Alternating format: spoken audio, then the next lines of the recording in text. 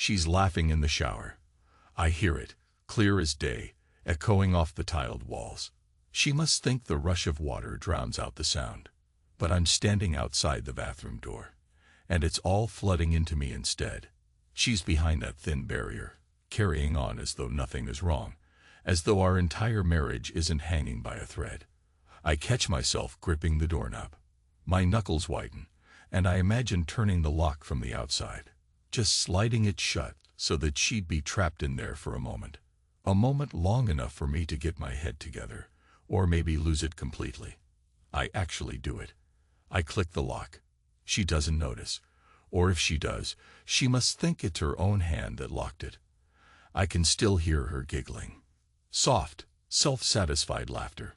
It's the kind of laugh I haven't heard in our house for a long time. I step back, heart hammering. The hallway is dim and quiet. All I can think is, she's happy. She's so damn happy in there, and I don't know why. I walk away. Down the hall. In the living room, everything is static, except for the box, the gift box I gave her for our last anniversary. Still unopened, perched on the mantel like a worthless trinket. I feel this dull pounding in my chest when I see it. That gift was supposed to remind her of who we used to be. She just put it aside, never even cracked it open. As though my gestures mean nothing. And maybe they do mean nothing now. I sink onto the couch, arms on my knees, head bowed. The pipes in the walls hum with the sound of her shower. My mind jumps, flickering, fast then slow, to the face of another man. I've never met him in person, never had to. But I've seen him. I've seen them together, in that damned video the neighbor sent me. Caught a stranger's wife in my sauna. That line still burns me. How casual it all sounded. That day, something in my gut said I shouldn't click the link. But I did, and I saw my wife's face, her body pressed against his, their laughter. The way she smiled, like I haven't seen in years. I'm holding my breath just remembering. My mouth tastes sour. I can't stand it, that mental replay. It kills me that I was the idiot who never caught on, who gave everything and got emptiness in return. The last year of our marriage flashes through my mind. Her silence, the way she avoided my gaze, the night she said she was busy with a project at work. The puzzle pieces snapped together in that single, horrifying moment, watching her in that steam-filled sauna with him. I stand up abruptly, as if I need to run out of the house. But I can't. My feet feel nailed to the floor. She's still in the bathroom, presumably rinsing soap out of her hair or leaning under the hot water with that contented smile. It's insane how normal everything seems on the surface. I think about how we used to be. Two kids who thought love would solve everything, who believed marriage was a sanctuary. But the truth is, I have no sanctuary left. Time slides, and I'm not sure how many minutes pass. Eventually, the water stops. Silence, except for the faint squeak of the shower door. I wait. Then I hear her jiggling the handle.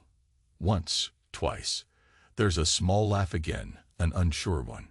James? Her voice calls. Is the door stuck? I don't move. James? She calls, a little louder, more annoyed. I remain there, pressed to the hallway's edge, my back against the wall. The door's locked from the outside. I hear her jiggle it again. Then a sudden thump. What the James, come on. It occurs to me if I could open it. Turn the latch, end this little drama.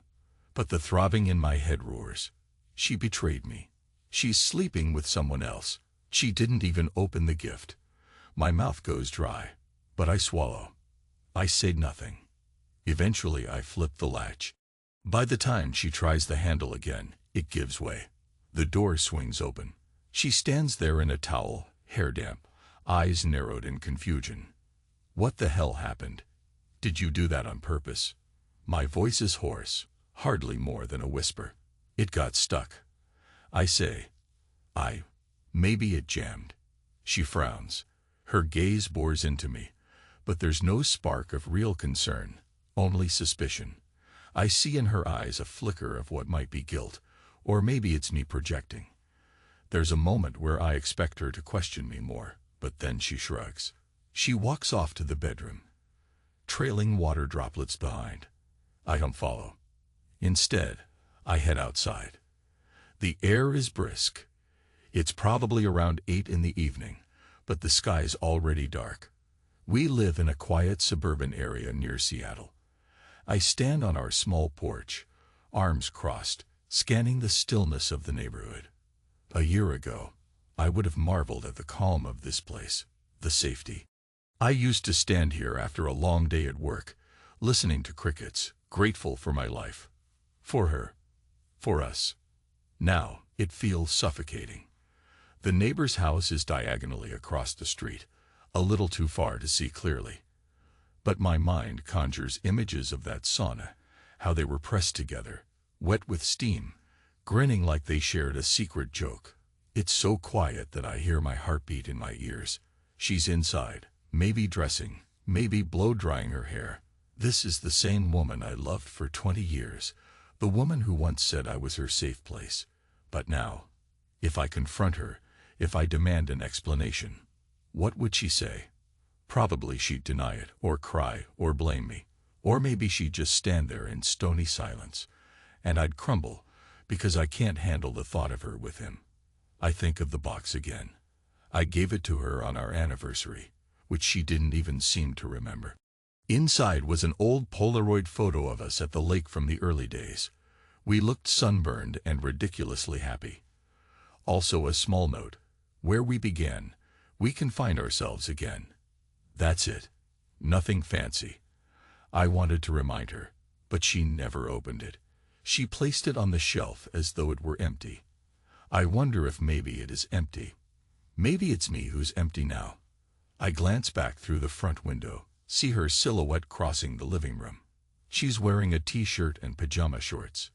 There was a time I'd approach her just to tease, to wrap my arms around her waist, to bury my face in her neck. That's unthinkable now. I'd walk back in. She's in the kitchen, rummaging through the fridge. I know I should speak. The tension is suffocating. But all I manage is a half-choked greeting. Need anything? She looks over her shoulder. No. I'm good. That's it. That's our entire exchange. She closes the fridge door. I see a flash of annoyance on her face. Then she says, I'm going to bed early. Kind of tired. That's a lie, I think. She's not tired. I suspect she has a plan to text him, or maybe she just wants to be alone with her thoughts. My voice trembles, so I just nod. She leaves the kitchen. I hear footsteps up the stairs, the bedroom door shutting. I'm left alone, again. Something in me cracks. I've been carrying this knowledge for months now. The fact that she's with someone else. That all my efforts to patch up our marriage have been illusions. Each day that passes, I slip further into a numb haze. But I can't let it go. I go to the garage, rummage through a pile of old boxes until I find what I'm looking for, a battered suitcase. I pull it out and place it on the workbench, dust it off. My plan is half-formed, swirling in my head. A trip. Something to bring us back together, or at least give me a final sense of control. I know she doesn't want to go. I know she'll resist. But I also know how to present it to her as though it's her only option. Months ago, I found a twisted method to handle all of this. I started filling out forms online, intangible ideas turning into tangible documents, an itinerary, disclaimers, all official. That was after I saw the video. I remember that first night. I barely slept. The next day I found myself searching for ways to get away. Then it morphed. I discovered something akin to a retreat, a place on the edge of nowhere. I pictured it as a final trip for us. Except only one of us would return. The mere thought sends a chill through me. Is that who I've become? A man planning his wife's permanent absence. The moral lines inside me have blurred. All I know is that I can't look her in the eyes anymore without feeling the sting of betrayal. I hear a noise at the garage door. She's come down again, maybe to see what I'm doing. My pulse jumps, but the door doesn't open. I wait, silent. After a moment, I hear her retreating footsteps, going back upstairs. She must think I'm tinkering with my tools like always. I exhale. My breath comes ragged, and I remember I haven't eaten since morning. Doesn't matter. I gather all the documents I prepared. Papers about an experimental couples therapy program. Disclaimers that sign away certain rights if the participant chooses advanced immersion. She won't read the fine print. She never reads the fine print. She's grown used to me handling the details. My plan is dark, I know it. But I also know I'm too far gone to turn back. I want her gone, or I want my old wife back. Either way, something has to break. I set the papers aside and slump down on an old stool. My mind wanders back to the day I received that neighbor's link. I replay the confusion in my head, opening my email, seeing a subject line that read, "Strange video you might want to see." Then the shaky phone footage of my wife, and some tall, muscular guy in a steam-filled cabin.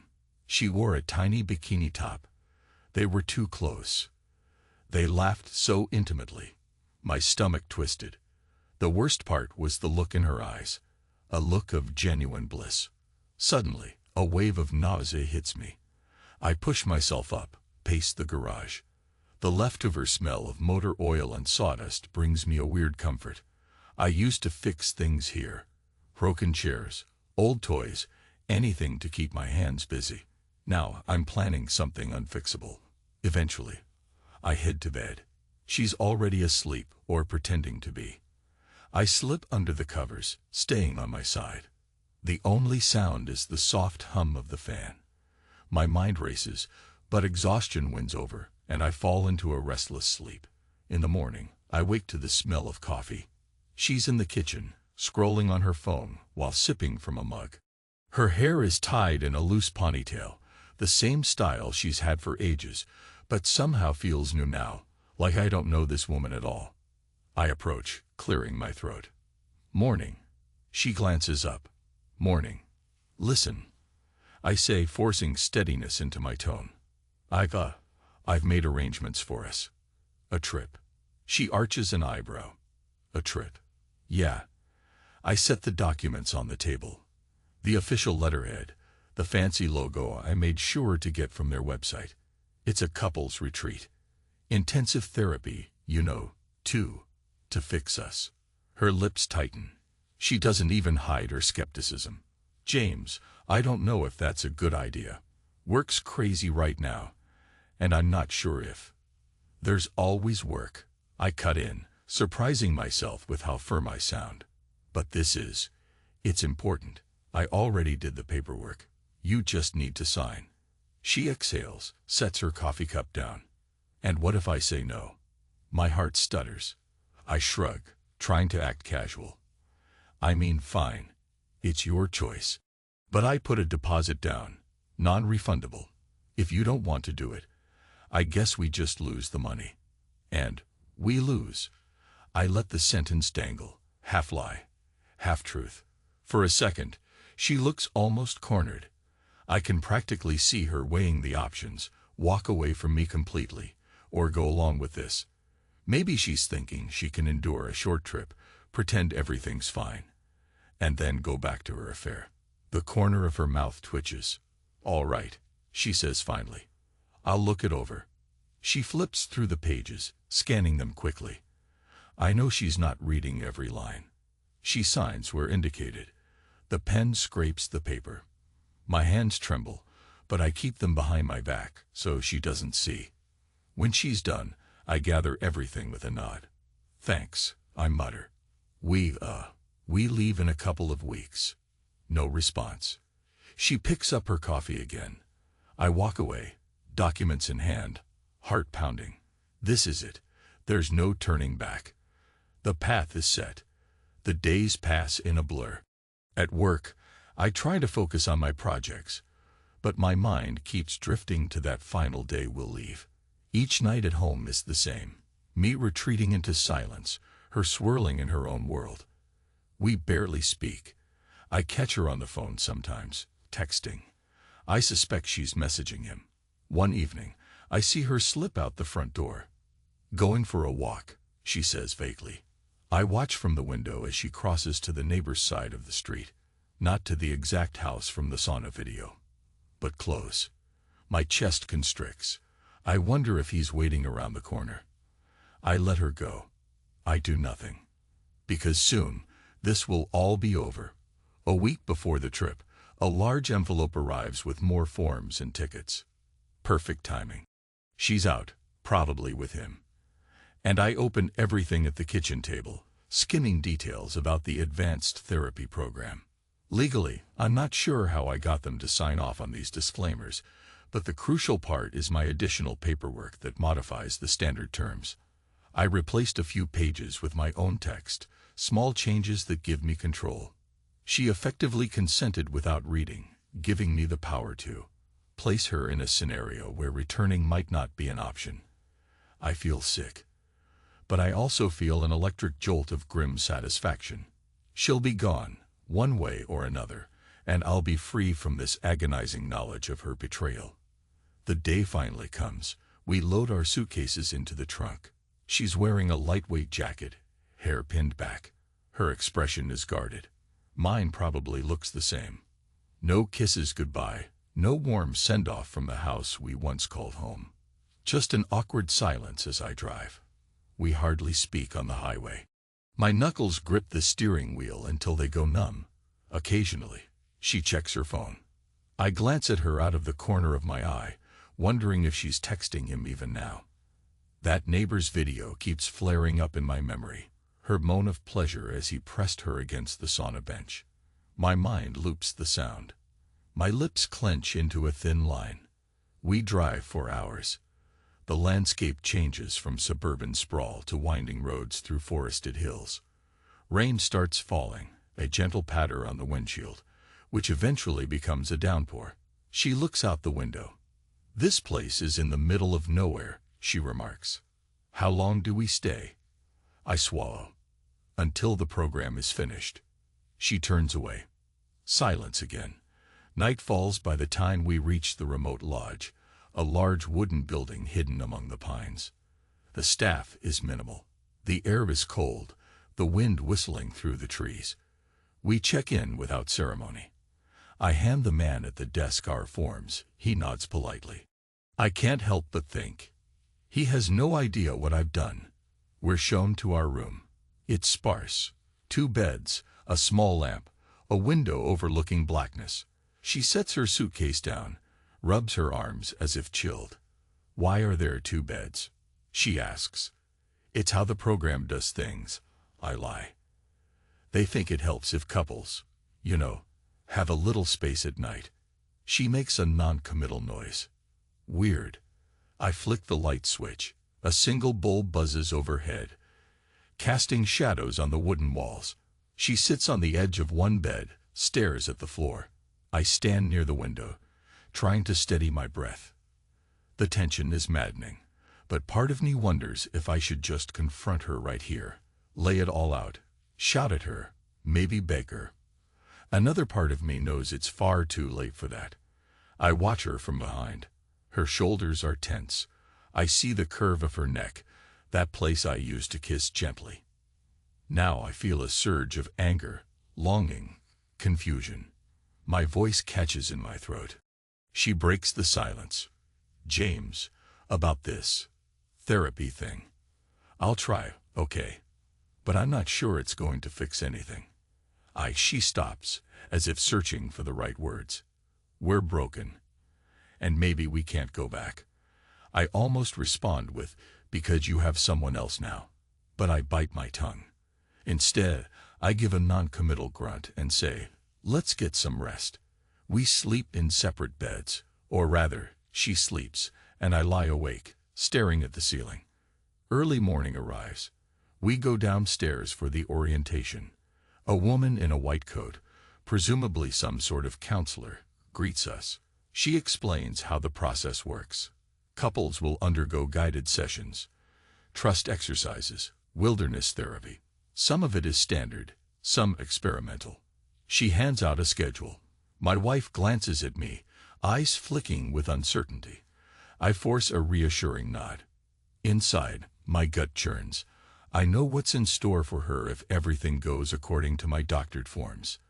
The first few days pass uneventfully. The group therapy sessions are awkward. A few other couples are here, each with their own issues. My wife and I speak in vague terms about distance, communication problems, all superficial. She hardly meets my gaze, and I avoid hers. But then comes the turning point. The solo reflection hike.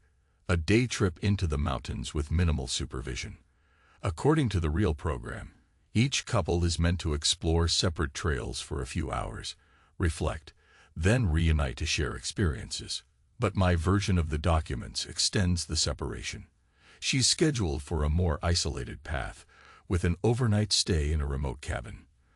The morning of the hike, the staff instructs us on safety. They distribute maps, compasses, and basic supplies. My wife's name is on one list, mine on another. She looks at me in confusion. We're not going together.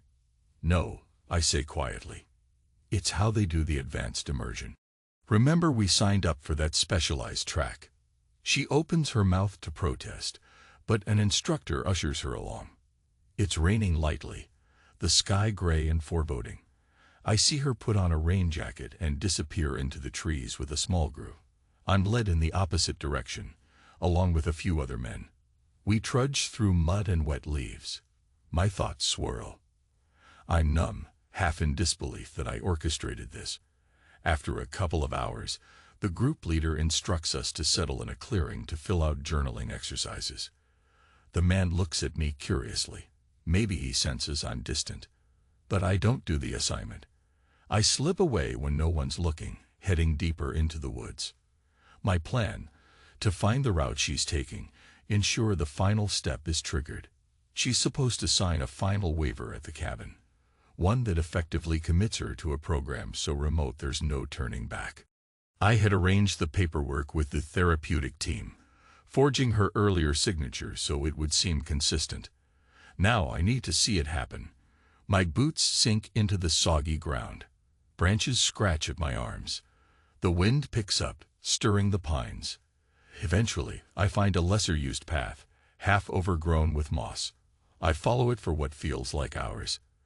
The sky darkens, the rain intensifies, and I start to wonder if I've gotten lost. Suddenly, I see a small wooden sign, cabin access. Bingo! I approach quietly, heart thudding.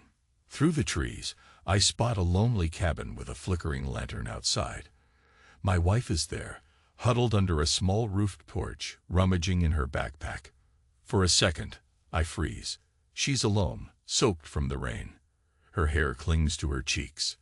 I imagine stepping out, surprising her. But what would I say? Hey, I'm the reason you ended up here. Instead, I remain hidden. Another figure emerges from the cabin. An older man with the center's logo on his jacket. He hands her a clipboard with forms. This is it. She sets her flashlight down, takes the pen. She glances at the pages, signing where indicated. I see her stifle a shiver. The man waves goodbye, then heads off with a pack over his shoulder, presumably returning to the main camp. Now it's just her and the cabin. I wait in silence until the man disappears down the trail. My wife steps inside, closes the door. I edge closer, watch from a window. She peels off her wet jacket, rubs her arms for warmth, and looks around. The cabin is dimly lit by a lantern, with a single cot. There's a small table in the corner. On it, I see the stack of forms. She places them carefully in a folder. Tears burn my eyes. There's a war inside me. Half of me wants to storm in, confront her, scream about the betrayal, watch her fear, watch her realize I set this all up. The other half wants to run far away, to vanish into the trees and never return. I never thought it would come to this. Then, a sudden movement. She picks up her phone, tries to get a signal. She holds it up, squinting at the screen. No luck, I guess. She curses under her breath. I read her lips. Damn it. I wonder if she's trying to call him, or check messages from him. My chest tightens. Finally, I step back. This place is her trap now, whether she knows it or not. She signed everything. She's locked into a program that will keep her away indefinitely. A few hours from now, the staff will interpret her forms as consenting to an extended, specialized retreat. Days, maybe weeks. And by the time she realizes what's really happening, it'll be too late. I turn, set off into the rain, back the way I came. My body feels leaden, but adrenaline courses through my veins. The wind lashes at me. Trees groan overhead. I slip twice on wet roots, cursing. The presence of her, alone in that cabin, burns in my mind. It takes hours to reach the main lodge again. By the time I arrive, dusk has fallen. My group is already inside, some by the fire. They barely notice me stumble in, drenched. The staff leader glances up. "You stray from the group?" he asks, somewhat sternly. I got turned around, I lie. Lost my way. He nods. "Well, you're back now." I don't ask about her. I know they won't expect her to return tonight. She'll remain in that cabin, subject to the next set of instructions in the morning. I climb the stairs to my room, ignoring the stares of the other couples. I lock myself in, slump against the wall, breath rasping. It's done. She's out there, effectively signed off to vanish from my life. This should bring me some dark satisfaction. So why do I feel like a shell?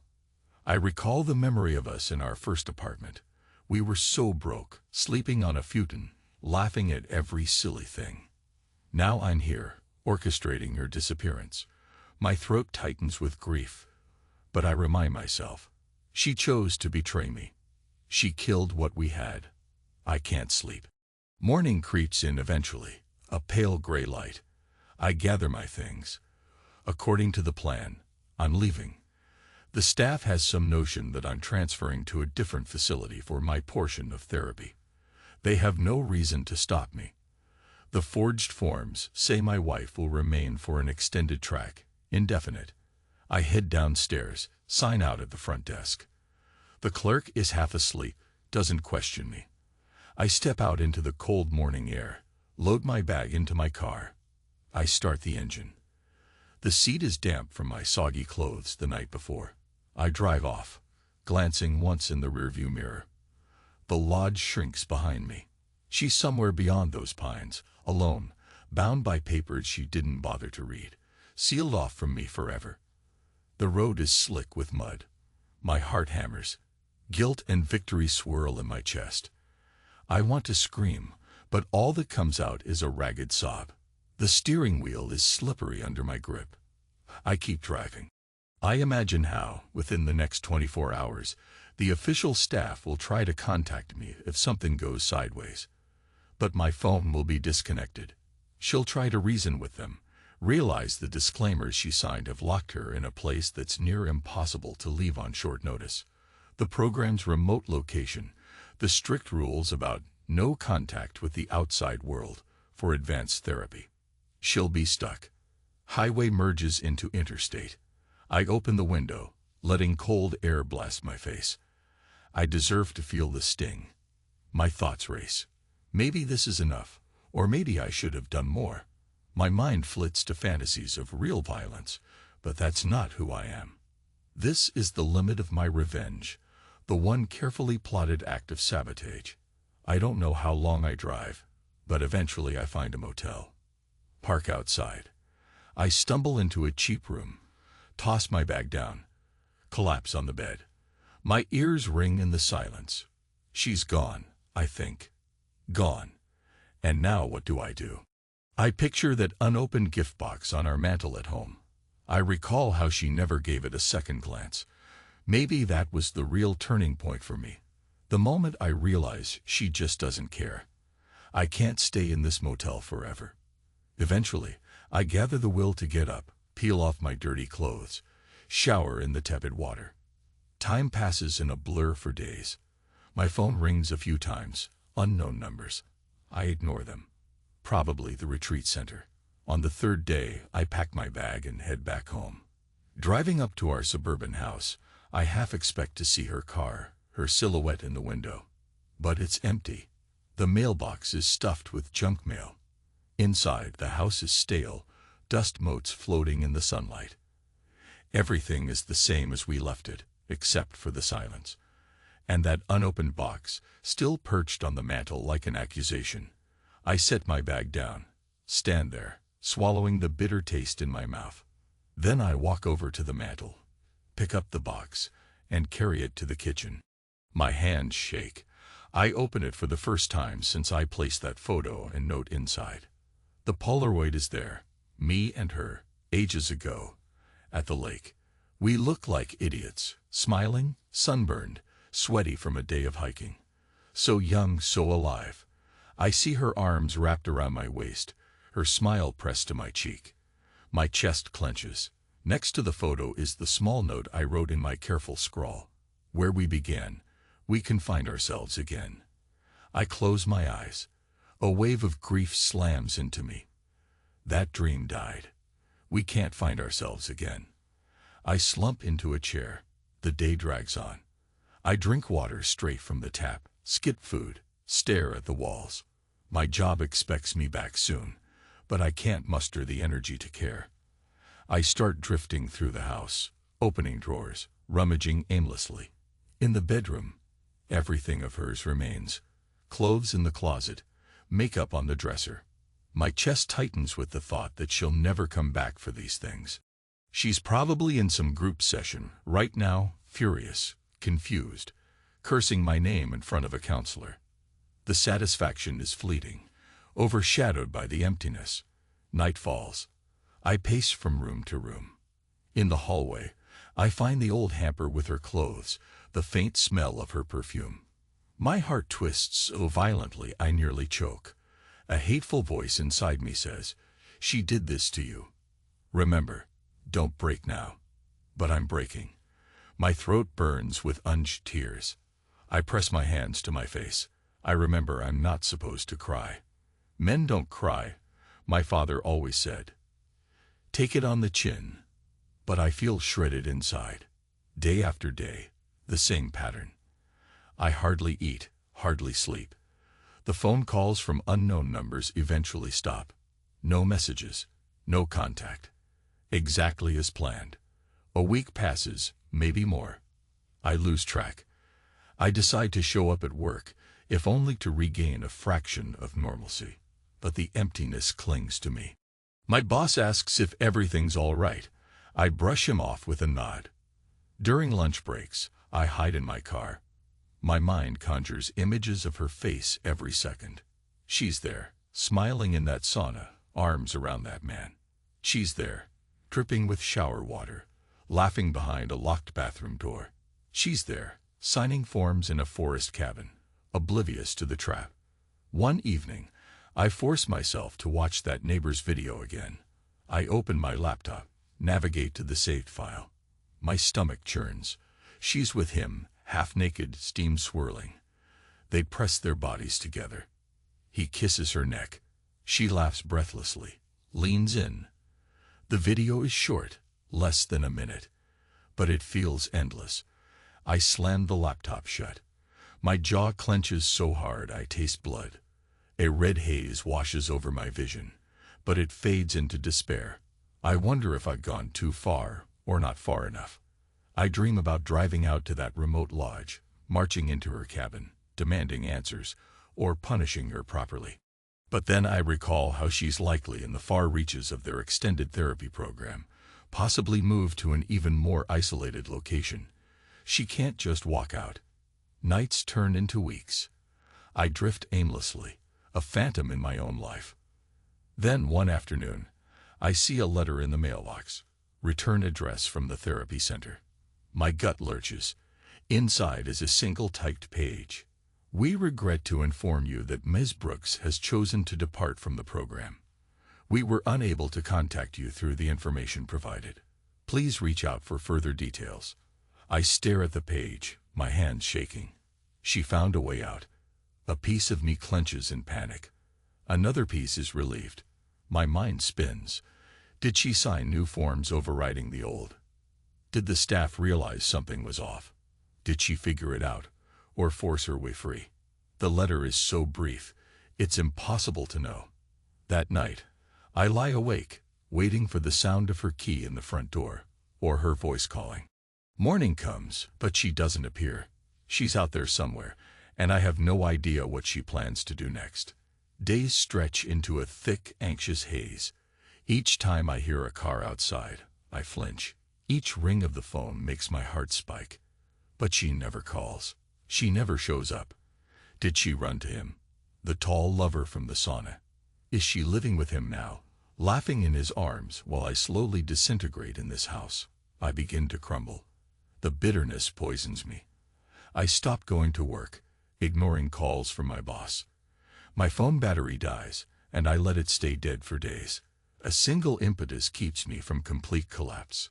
The memory of my father's voice, the sense that I have to keep functioning or risk losing the house. So I attempt to be functional, in a mechanical way. I pay bills, restock groceries, even mow the lawn, all to keep my mind from the pit of my own torment. The nights are the worst.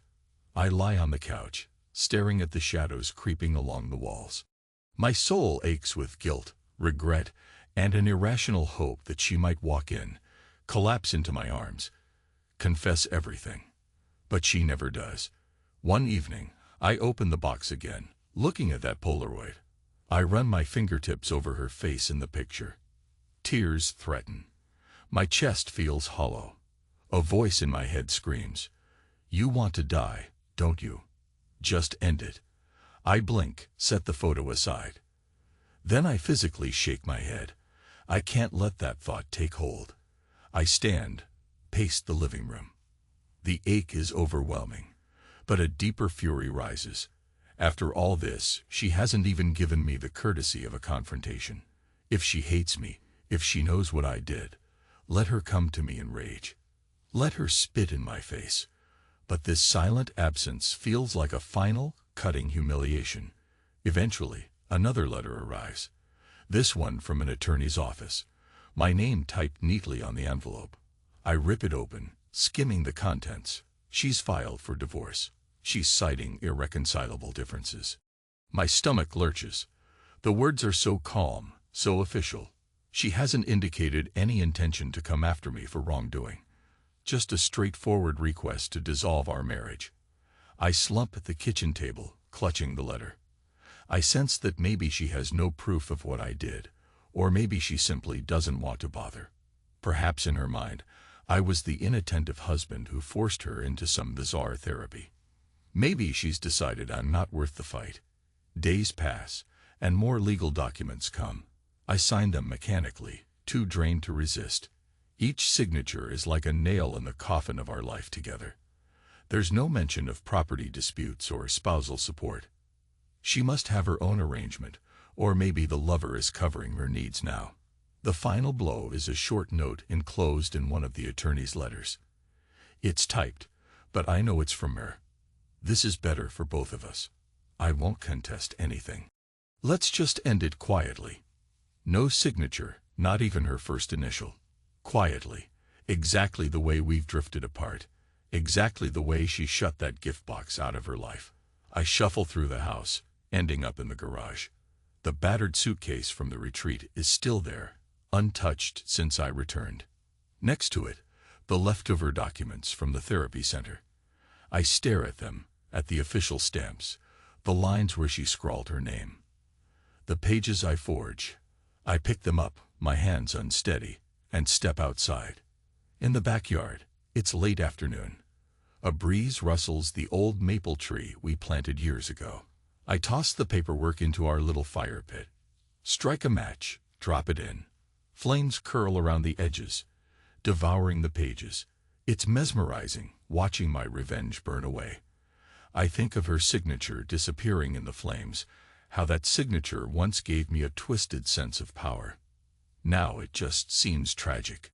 My eyes burn, and I realize I'm crying. Silent, anguished tears I can't hold back. I let them fall. Let them sear my cheeks. There's nobody here to judge me. I stand by that fire pit until the papers are ash. Smoke drifts upward, carrying all my bitterness, or so I want to believe. Eventually, the flames die. The sun sets, the house behind me grows dark. I sit on the ground, leaning against the fence, tears drying. My chest feels hollow. Part of me wonders if she's out there somewhere, also feeling hollow. Or maybe she's relieved to be rid of me. I look up at the sky, the first stars blinking into view. My voice rasps out loud. I wanted it to end differently. No one answers, just the night. And all I can think is, I have to keep living, even though the dream I built with her is gone. She's gone. Our marriage is gone. And I'm left with this emptiness, and the knowledge that I orchestrated a twisted punishment. I stand, brush the dirt off my pants, head inside. The living room light flickers. On the mantel, I place the Polaroid and note back inside the box. I close it gently, set it down. Then I walk to the front door, open it wide, let the night air swirl in. For a second, I consider stepping out, leaving the door open behind me, never coming back. But I can't. This is my house. What's left of my life? I close the door softly. The lock clicks. I lean against it, heart pounding, a hollow ache in my chest. I think about the man she was with, how she laughed with him, how she turned away from me. I think about my father's voice scolding me that men don't show weakness. Then I think about how that's a lie, because I can feel tears pushing at my eyelids again, and I'm so damn tired of holding them back. A violent shudder goes through me. I press my forehead against the door, shutting my eyes. I imagine her face once more, the time she was young, happy, lying in my arms. Then the memory warps into her with someone else, in a sauna, moaning, her nails scraping his shoulders. My voice breaks. I murmur the words, "God, I want to die." It's an ugly confession, raw and honest in the silence. I can't see a future. I can't see how this pain ends. But I'm still here, still breathing. I let my body slide down until I'm sitting on the cold floor, arms draped over my knees. My heart's hammering so loud I hear it in my ears. She's gone. And somewhere out there, maybe she's laughing. Maybe she's crying. Maybe she's numb, like me. None of it matters anymore. There's no turning back. Hours pass, or maybe minutes. I eventually gather myself enough to stand. I lock the door properly, step away, and climb the stairs to our old bedroom. Her scent still lingers in the pillows. I yank the sheets off in a fit of anger, toss them into a corner. The bed feels too large and too empty. At some point in the night, I drift into a dreamless sleep, the exhaustion finally overpowering me. By morning, I wake with an ache in every muscle. My eyes are dry, swollen. I shuffle to the bathroom, flick on the light.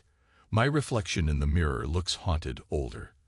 There's a stubble on my jaw, and I realize I haven't shaved in days. I click my tongue. The bathroom tile is cold under my bare feet. A memory stabs me. Her laughter in the shower, that day I locked her in. She must have laughed like that with him. I turn on the shower, step inside, let the hot water scald my skin. My breathing is ragged. I need to get on with life, or at least pretend to. I come out, towel off, dress in the first clothes I find, jeans and a worn t-shirt. I gather the bed sheets from the corner, toss them in the washing machine.